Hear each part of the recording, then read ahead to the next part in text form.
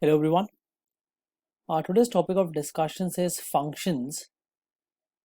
So what we'll be doing today is we'll be understanding the shifting of graphs and functions. Okay. So this is an important topic. So we'll be understanding shifting of graphs along x-axis, then we'll be understanding shifting of graphs along y-axis. Then we'll be combining both the concepts and then we'll understand the applications or questions based on shifting of graphs. Okay. This is an important concept for your exam. So please do pay attention, and if you have anything to ask, you can always post in the comment box. So let's get started. So first thing we need to understand is shifting along y-axis. So what we'll be doing is we'll be understanding the shifting from the perspective of a quadratic equation, or from the perspective of the parabola having equation y is equal to x square. So the parabola that I've drawn here is y is equal to x square. That is, whether x is positive or negative, y is always positive, and this parabola is symmetric about y-axis. Symmetric basically means the shape on the left of y is same as the shape on right of y. Okay. All right. So let's begin. So let me first of all pen down couple of points for y is equal to x square. So I have y and I have x here. So we'll start with x is equal to 0. So if I'm going to put x is equal to 0 in this equation, which is y is equal to x square, I'm going to get y is equal to 0. So this point that you see here, this point is 0, 0. Second point is I'll take x is equal to 1. In that case, I'm going to get y is equal to 1. So 1 comma 1 will be somewhere here, this point. Similarly, if I'm going to put x is equal to minus 1, I'll still get y is equal to 1. So minus 1 comma 1 will be somewhere here.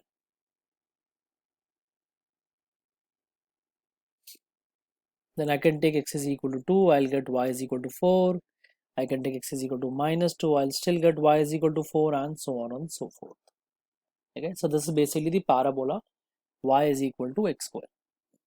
Okay. So now what we'll be doing is, instead of writing y is equal to x square, now we'll be writing, or we'll be changing this equation to y is equal to x square plus 4. Now when I say plus 4, what do I mean by that is, basically what I intend to do is I intend to add a constant. I intend to add a constant.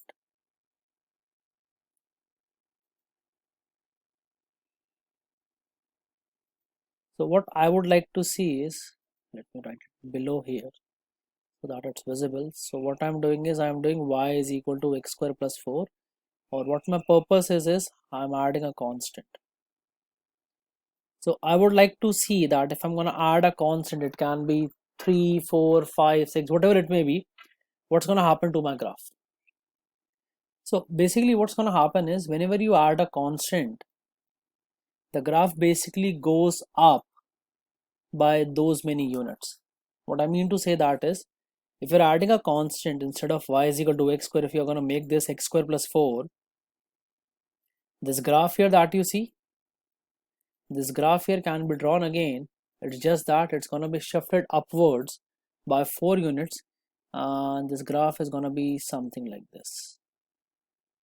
And this point here that you see, this point will become 0, 4. Now we can prove this also. So we have y and we have x square plus 4. So when I'm going to take x is equal to 0, I'm going to have y is equal to 4. When I'm going to take x is equal to 1, I'm going to have y equals to 5. When I'm going to have x is equal to minus 1, I'm going to have y equals to 5. When I'm going to take x is equal to 2, I'm going to have y equals to 8. And when I'm going to have x is equal to minus 2, I'm going to have y equals to 8 again. Now what you need to do is compare these values. The values of y when y was equal to x square with the values of y when y is equal to x square plus 4. You'll observe that for every value of x, the value of y has increased by 4. So when it was y is equal to x square, x was 0, y was 0. When it's x square plus 4, then it will simply become 0 comma 4. When it was 1, it was 1 for y in the equation y equals to x square, but in the equation y is equal to x square plus 4, it will become 5. Minus 1, it was 1 in y equals to x square, it became 5 in x square plus 4, and so on and so forth. So basically what you need to remember is that whenever you add a constant, the graph goes up by those many units. This is what you need to remember. Okay? Now similarly, what's going to happen if I'm going to subtract a constant? So let's say my equation now becomes y is equal to x square minus 4. Now I can subtract 3, 5, 7, I can subtract any number. Basically the point is whenever you subtract a constant, what happens?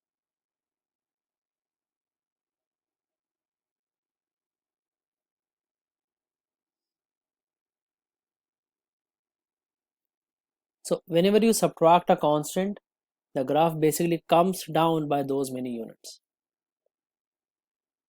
So your graph will become something like this. And this point here will be 0 comma minus 4.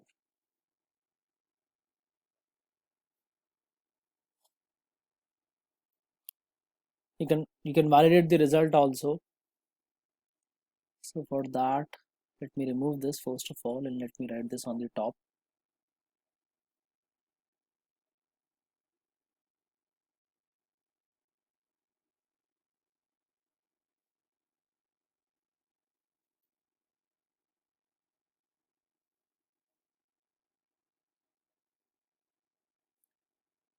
So I'm going to form for y and x, for y is equal to x square minus 4. So when x is 0, put the value of x is equal to 0 here, you will get y equals to negative 4. When you take x is equal to 1, y will become negative 3. When you take x is equal to minus 1, then also it will be minus 3. When you take it to be 2, this will become 0. When you take it to be minus 2, this will again become 0. So compare these values of y in the equation y is equal to x square minus 4 with the equation y is equal to x square. You will see that every corresponding value of y has decreased by 4. Okay, so all the points are going to come down by 4 units. So these two are known as shifting along y-axis.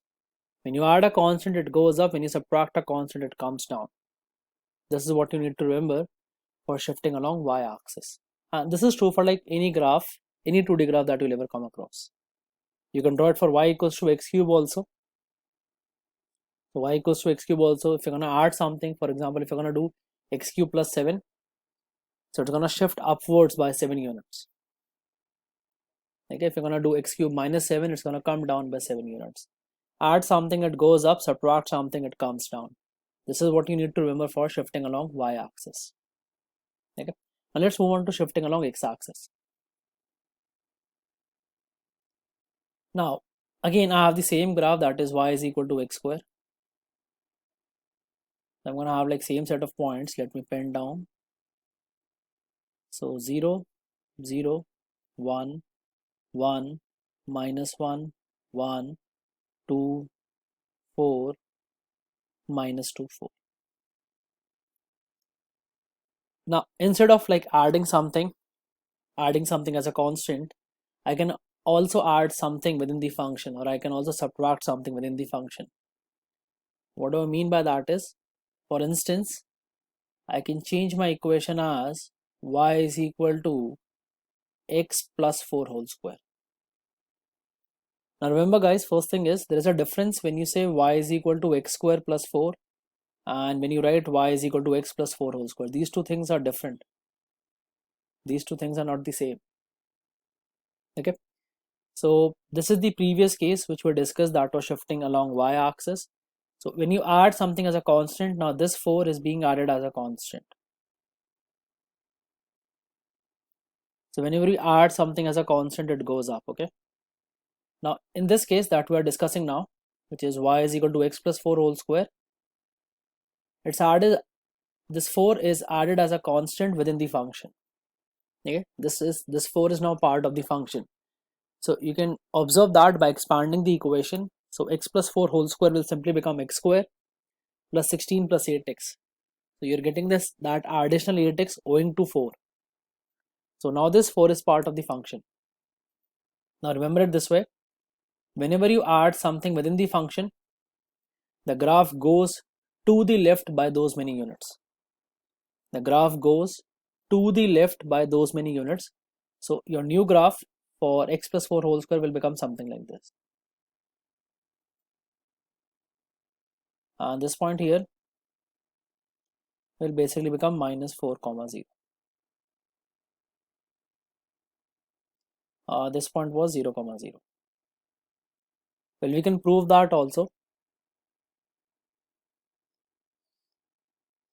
So y is equal to x plus 4 whole square. Initially the equation was y is equal to x square, right? Now for y is equal to x square, tell me the value of x for which y will be equal to 0. So we all can come to the conclusion that if you want y to be 0 and y equals to x square, you'll have to put x is equal to 0.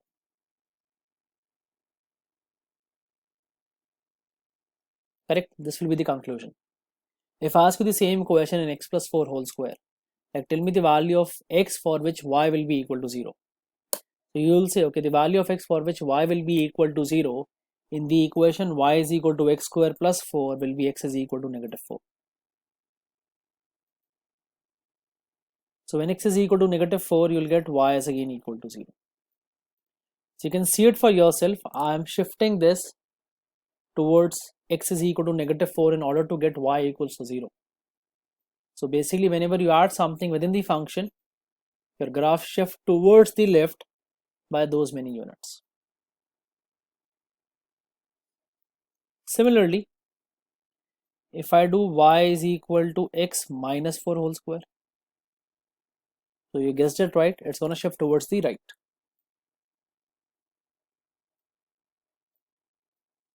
You can again think of it in this way: for what value of x y will be equal to 0. So when x is equal to plus 4, y will be equal to 0. So in the original equation, y is equal to x square, when was y 0? When x was 0. In the new equation, that is y is equal to x minus 4 whole square, when is y 0? When x is equal to positive 4. So basically shifting along x axis, or basically shifting to the right by 4 units. So remember it in this way: whenever you subtract a constant within the function, it goes to the right. Whenever you add a constant within the function, it goes to the left. Okay. So let me just remind the revise the 4 things for you.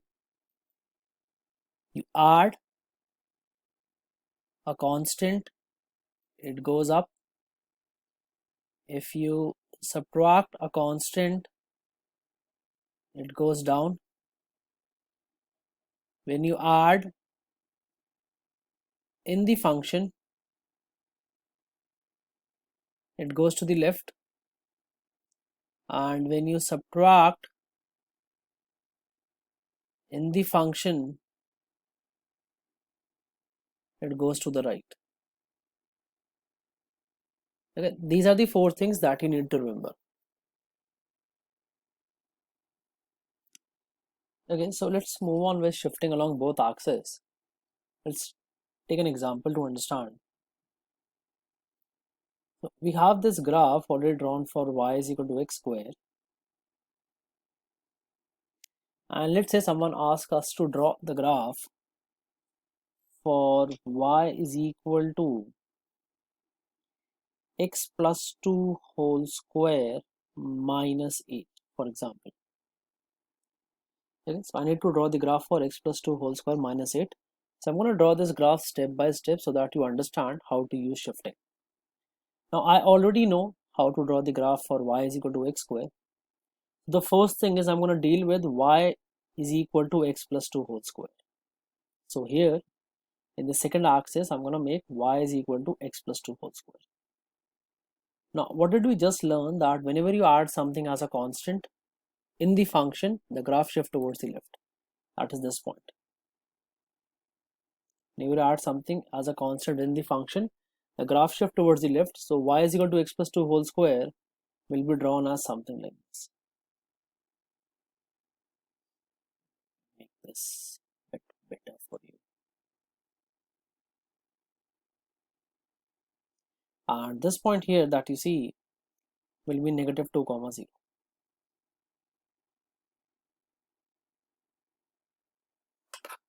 Okay, so this will represent y is equal to x plus 2 whole square.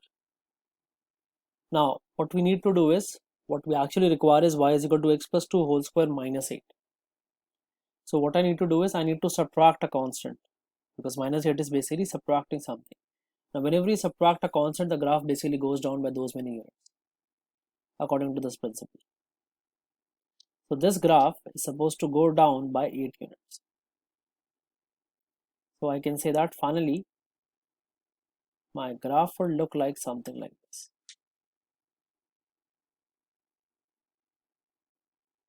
And this point here will be negative 2 comma negative 8.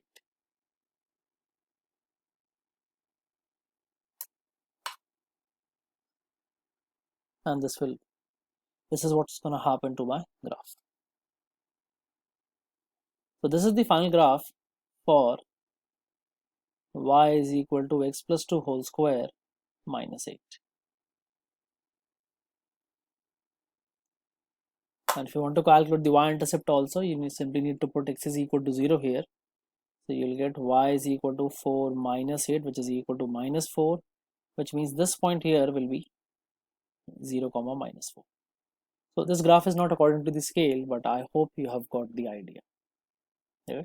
This is how you use shifting along both the axes. Alright.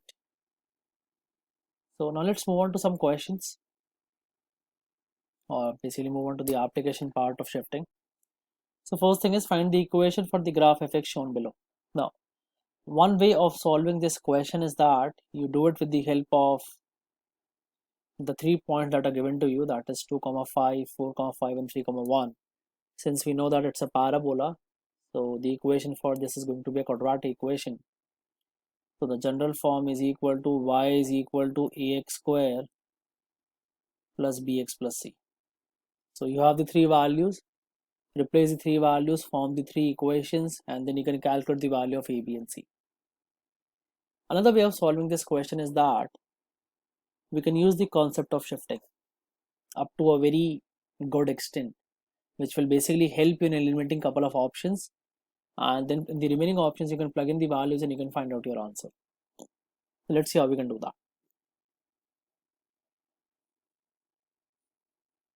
Now since I'll be dealing with the vortex form of the equation,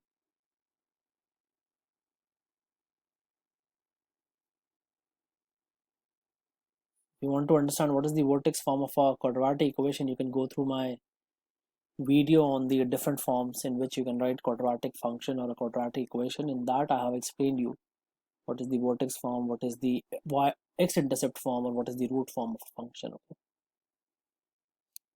So as far as the vortex form is concerned, I can say that my general equation will become y is equal to a x minus b whole square plus c. Okay, this is what so again the 3 things which I need to figure out is a, b and c. Now if this graph was drawn as y is equal to x square, or basically symmetric about y axis, if the graph was something like this, then this graph would have an equation y is equal to x square. Now what's happening with our graph is that this graph is being shifted 3 units to the right, and then it's going 1 unit up.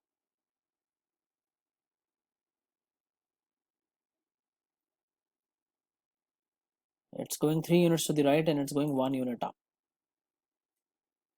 This is what is happening with this graph. So if it's going 1 unit up, one thing is for sure, that c has to be 1. And if it's going 3 units to the right, whenever something goes right, we subtract the constant within the function, which means b has to be 3. There is already a negative, so I won't put like -3. I'll simply keep it as 3. So this one thing is for sure, this will become a into x minus 3 whole square plus 1. Now you can validate this equation also. As you can see from the graph that this point is 3, 1. So when you're going to replace x by 3, your y should be equal to 1. So when you put x is equal to 3, 3 minus 3 whole square will become 0. So y will simply be equal to 1. Now the only thing we're left with is to calculate the value of a, which you can do using any of the 2 points, either 2, 5 or 4, 5. It's completely up to you. But if just by looking at this graph, if you're able to deduce till this point that whatever my equation will be, it has to be of some form y is equal to a into x minus 3 whole square plus 1, you will be at least able to eliminate at least 2 options. Okay, so that's going to make your work much more simpler. Now use any of the 2 points. So I'm going to use 4, 5.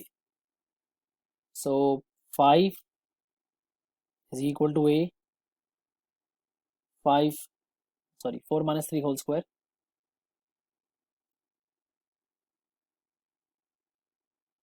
plus 1. You're going to get 4 is equal to a into 1, and from there I'm going to get a is equal to 4. So your final equation can be written as y is equal to 4 x minus 3 whole square plus 1. So once you understand the concept of shifting, you can solve this question in, I believe, a less amount of time in comparison to if you go the conventional way. That is, you make use of all the 3 points and then you find out the value of a, b and c. Okay, so this is how shifting helps you in solving these questions. Let's go to the second type of application. So why don't you do one thing? You can pause the video, try this question yourself, then you can play back the video and understand the way I've explained it. Alright, let's see how we can solve this one. So the question given to us as graph of the function px is drawn below. Another function f is defined as fx is equal to px plus k. Find one integer value of k for which fx is going to have 3 real roots. Okay. Now when you say 3 real root, that basically means the graph should intersect the x-axis at 3 different points. That's the logic. Okay, that is what is meant by 3 real roots. Now as of now, if you'll observe carefully, you'll realize that this graph y is equal to px has 2 real roots. It's passing through x-axis at this point and it's meeting x-axis at this point. So as of now we have only 2 roots, we need 3 roots. So the first thing that should come to our mind is, what do we need to do in order to get 3 real roots? What should we do with the graph? So you'll realize that in order to have 3 roots, I need to shift this graph downward. That is, if I can have my graph something like this,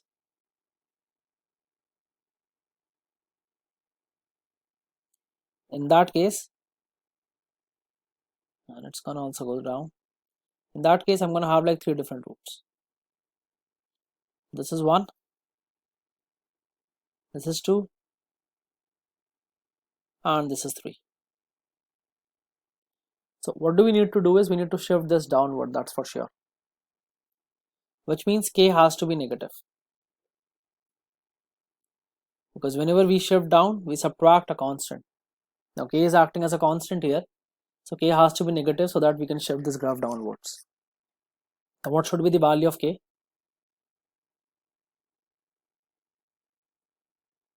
Now one thing is for sure, I need to shift this downward by more than 0. Or basically, let me put it this way, the value has to be like less than 0 if you include the sign. Okay. So I'm already considering k to be negative, so I'm going to talk about the positive numbers. So k is already negative. Okay. So the value has to be like something more than 0, like minus 0.1, minus 0.2, minus 0.3, and so on and so forth. Because as soon as you subtract something more than 0, so what's going to happen is this graph will become something like this. I hope you can see this blue part, because it's gonna start coming down, and as soon as it comes down, instantly you're gonna have like one more root, which will automatically give you three roots, because one of them is already here, and you're gonna have like two more roots. So one thing is for sure, I need to subtract something greater than 0. I need to subtract something greater than 0, that's for sure. So I'll make a point that I need to subtract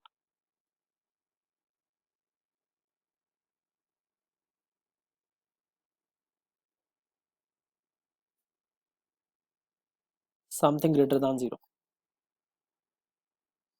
And now the question is, up to what extent can I subtract? So for that, I need to observe this point, this one here. So this point is -1, 4 approximately.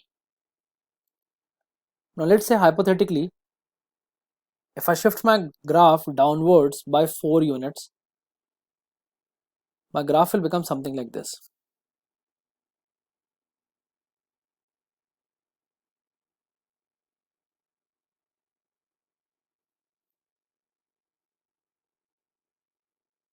Or basically the point is, this point here is going to come down by 4 units,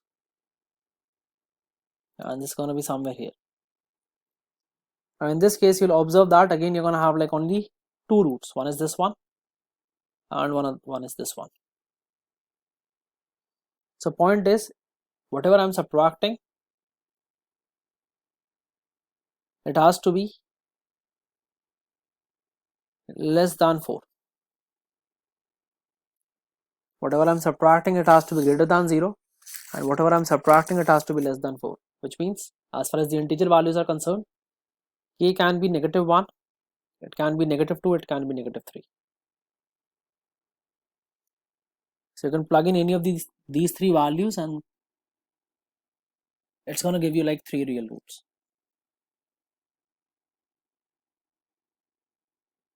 Alright, let's move on to the last application. So a quadratic function f is defined by fx is equal to -2 of x plus 4 whole square plus 4. In the xy plane, draw the graph for the function, which is formed by shifting fx 5 units to its left. Okay. So first thing is, we're going to draw this graph step by step. We're going to start with x square, and then we're going to move forward. Okay. So that you understand the concept of shifting once again. So the only graph that I know is y is equal to x square, or fx is equal to x square. So I can say my graph would be something like this.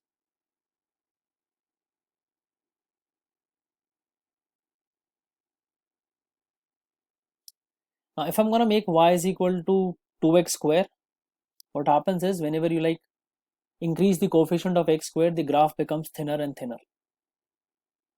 Okay, this is basically the thing that I've covered in the basics of functions, where I'm defining functions and where I'm explaining how do you make a parabola using a quadratic function. Okay, so if you're going to keep on increasing the coefficient of x square, the graph becomes thinner and thinner, and if you keep on decreasing the coefficient of x square, the graph becomes thicker and thicker, or basically the width keeps on increasing. Okay, so if you form y is equal to 2x square, your graph will become something like this.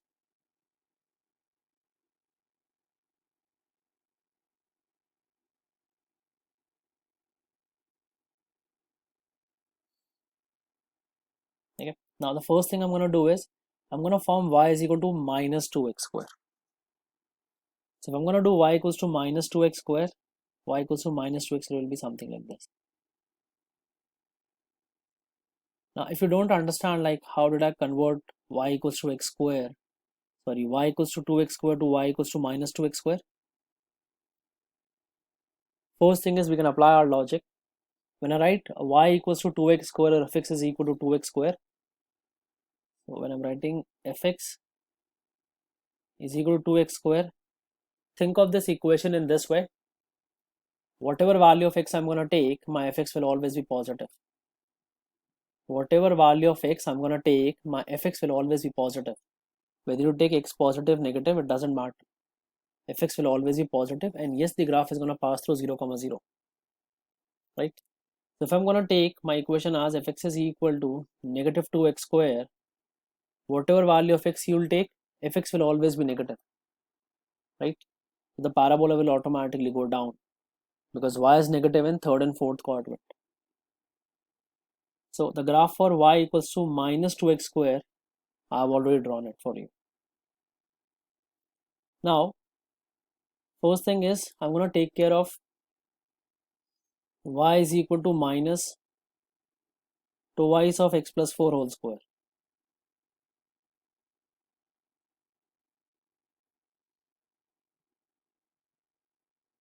Now, we already know that whenever you're going to add something within the function, you're going to shift towards the left. The graph is going to shift towards the left by those many units. So since I'm adding 4 within the function, my graph is going to go towards the left by 4 units. So for this, y is equal to minus 2x plus 4 whole square, my graph will become something like this. And this point I can say is nothing but minus 4, 0. And you can validate your result also. If I'm going to put minus 4 in the equation, y will automatically be 0, right? So I'm basically shifting towards the left. Now it's not done yet. What I need is minus 2x plus 4 whole square plus 4. If I'm going to add 4 to it, we use another color. If I'm going to add 4 to it, what's going to happen whenever we add a constant? The graph basically goes up by those many units. So your graph is going to go up something like this. And this point here will be negative 4, 4. You can plug in x is equal to negative 4, you'll find that y will come out to be 4. You can always validate your results. Okay, now the question is not done. Till this step, we are able to draw the graph for fx is equal to minus 2x plus 4 whole square plus 4. What I need to draw is, draw the graph for the function which is formed by shifting fx 5 units to its left. Okay, I need to shift fx 5 units to its left. So if I'm going to shift 5 units to its left, so I'm going to add something within the function. Whenever you shift to the left, you basically add something within the function, or the vice versa.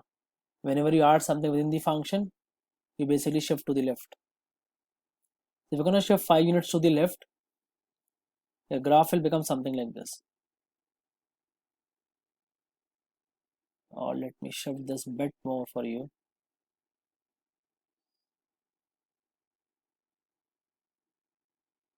So this point will become minus 9, 4. And when you're going to shift 5 units to the left, your equation should become fx is equal to minus of 2 x plus 9 whole square plus 4. You can again validate your result. That is when x is equal to minus 9, y will be equal to 4. And this is what you need to do in this question. Okay, so this is how shifting works. This is how shifting can help you in solving questions. So alright guys, thank you so much. So keep watching and keep learning, and this is all you need to know as far as shifting of graphs is concerned.